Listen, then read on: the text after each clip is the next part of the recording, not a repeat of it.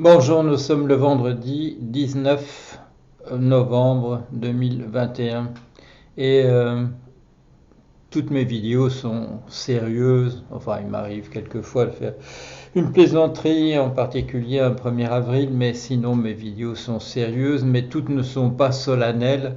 Et celle-ci appartiendra au groupe des vidéos solennelles. Elle s'intitulera Les États-Unis basculent dans le fascisme et il y aura un sous-titre dans l'apathie générale du reste du monde. Qu'est-ce qui est en train de se passer? Quelque chose que j'annonce depuis pas mal d'années, enfin en fait depuis la campagne de M. Trump aux élections présidentielles aux États-Unis en 2016. J'y ai consacré parfois des billets véritablement quotidiens, au moins un par jour.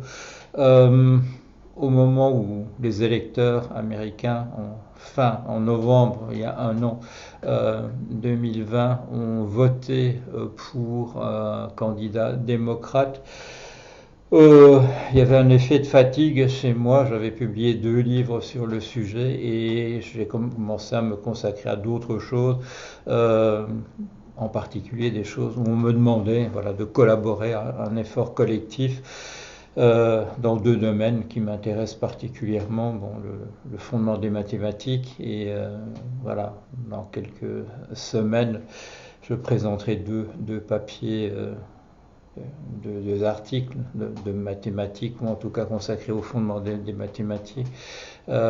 Et aussi, on me demande de renouer avec un domaine où j'apparais comme une sorte de pionnier, ou en tout cas de précurseur, celui de l'intelligence artificielle. Et donc, je consacre moins d'articles, moins de vidéos aux États-Unis. J'estime d'une certaine manière avoir joué mon rôle voilà, sur 5, 6 années, avoir annoncé le danger qui menaçait les États-Unis et d'avoir quotidiennement consacré des textes à cela, et la publication de 2 livres. Je reviendrai sur ces 2 livres pour terminer. Alors, qu'est-ce qui est en train de se passer? Eh bien, oui, les États-Unis sont en train de véritablement basculer dans le fascisme. On n'avait pas pensé à quelque chose aux États-Unis, c'est que si l'un des 2 grands partis dans ce système voilà, biparti des États-Unis, si l'un des 2 partis se rallie au fascisme, eh bien le pays est véritablement en danger. Pourquoi? Parce que ce parti, l'un de ces 2, il y a un respect au sein des institutions pour les opinions émises au sein de ce parti, et si l'un des 2 partis se rallie au fascisme, il est en position sinon d'imposer entièrement ses vues, en tout cas de paralyser entièrement les mesures qui pourraient être prises par l'autre parti pour essayer de le maîtriser, de le faire rentrer dans le rang.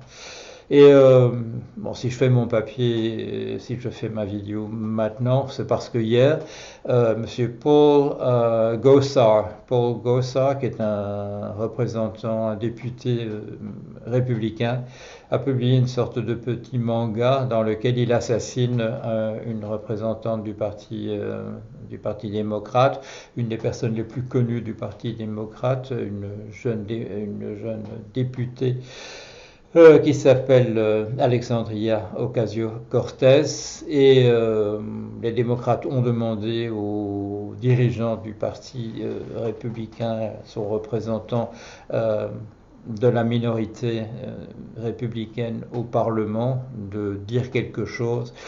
Et M. Kevin McCarthy a en effet dénoncé, il a dénoncé, je cite, la persécution dont est victime le Parti républicain. Il a refusé de dire quoi que ce soit sur l'attitude de M. Paul Gosar. Ce qui se passe au cours des semaines récentes, c'est que quand des républicains votent avec des démocrates, aussitôt une procédure d'expulsion de ce représentant du Parti républicain se met en marche. Ça a eu lieu récemment pour Madame Cheney, la fille de Dick Cheney, L'ancien vice-président des États-Unis, ultra-conservateur, ce n'est pas une personnalité de gauche. Si je dis un mot aimable à son égard, c'est pas parce qu'elle représente des idées, des opinions que je défends, mais c'est parce elle est la victime de cette politique d'excommunication à l'intérieur du Parti républicain de toute personne qui fait encore preuve d'un bon sens démocratique, je dirais au sens classique du mot, aux États-Unis. Un certain nombre de députés et de sénateurs américains ont soutenu la proposition, voilà, de dégager un trillion et demi de dollars pour un plan de relance de l'infrastructure aux États-Unis, et aussitôt, ces jours derniers, une procédure est en cours pour les éliminer, pour les faire sortir, pour les expulser du Parti républicain. Une personnalité qui était plus ou moins ignorée dans ce Parti républicain, Madame Marjorie Taylor Greene. Pourquoi? Parce qu'elle représente, elle n'hésite pas à défendre les théories, les complotistes les plus extraordinaires qui viennent de ce petit groupe plus ou moins secret qui s'appelle QAnon.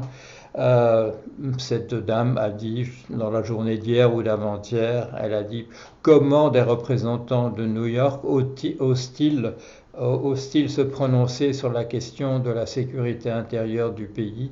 À quoi est-ce qu'elle faisait les démocrates ont fait ce qu'ils ont fait d'habitude, ils ont haussé les épaules ou ils ont ri. Qu'est-ce qu'il voulait dire? Eh bien que la sécurité intérieure des États-Unis doit être représentée par, elle pensait en particulier au Texas. Pourquoi? Parce qu'il se trouve sur la frontière du Mexique et qu'une des politiques les plus, je dirais, plus à droite, les plus fascistes aux États-Unis en ce moment sont mises en acte, mises en œuvre par le gouverneur de cet État qui en particulier a fait passer des lois récentes qui interdisent de fait à un grand nombre d'électeurs dont on sait qu'ils voteront démocrates de se présenter véritablement aux urnes ou d'avoir droit que leur vote soit tenu en compte.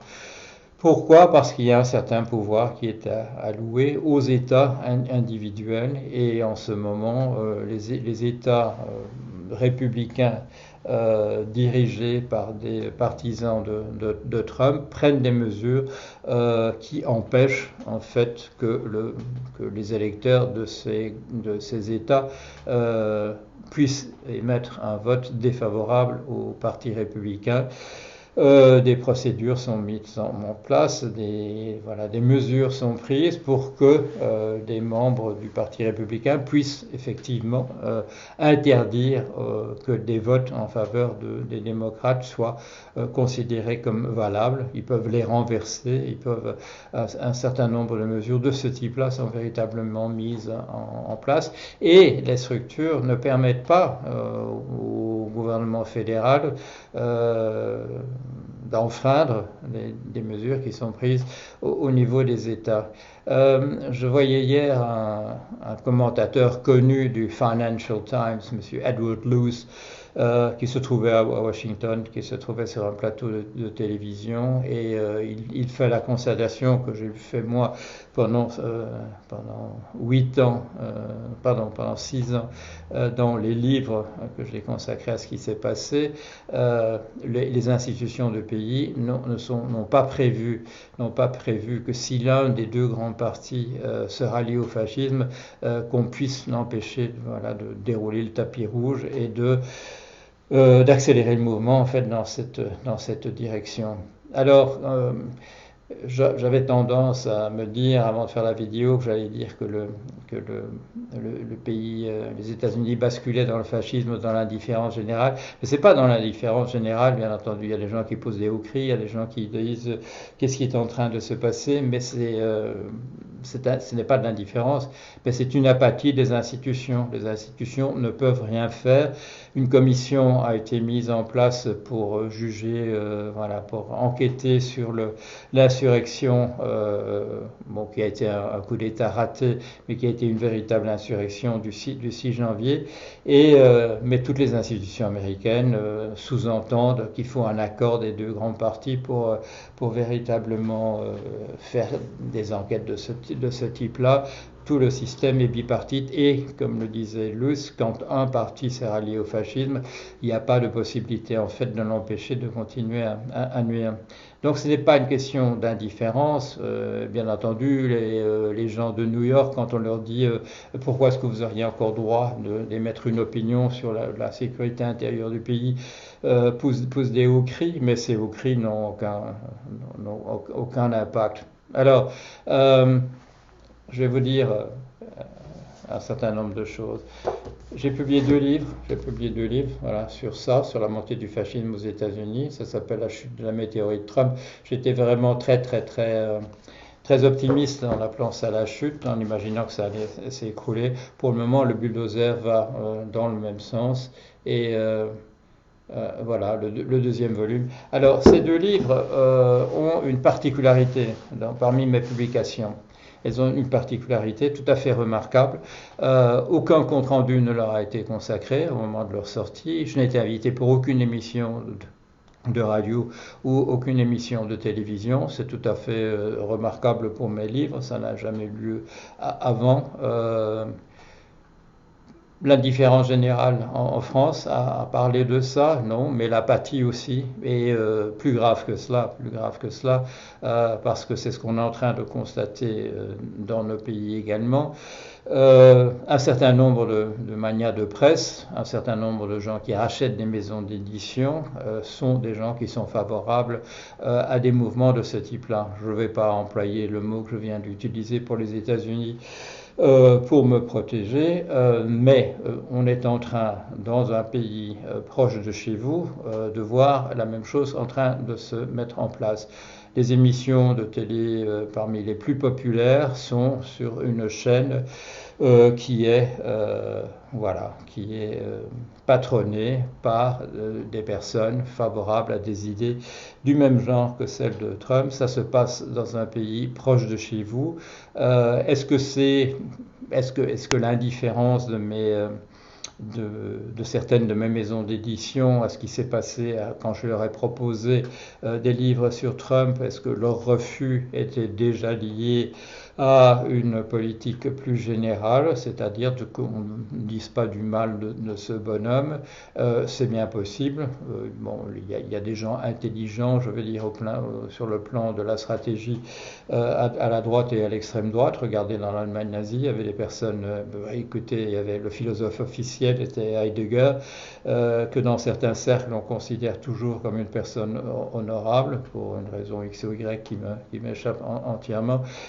Il y a des gens intelligents qui favorisent la montée du fascisme dans les différents pays. Alors, je termine. Voilà. Vous voyez ce geste? Voilà. C'est un geste fameux d'une affiche américaine. It can happen to you. Cela peut vous arriver. It can happen to you. La montée du fascisme, c'est pas quelque chose à ignorer. Il fallait pas l'ignorer quand c'est en train d'arriver dans un pays, même si ce pays est séparé par quelques milliers de kilomètres d'océan. Et si ça se passe dans un pays pas trop lointain sur le plan des idées, c'est que c'est en train aussi de se passer chez vous. Voilà, allez, à bientôt.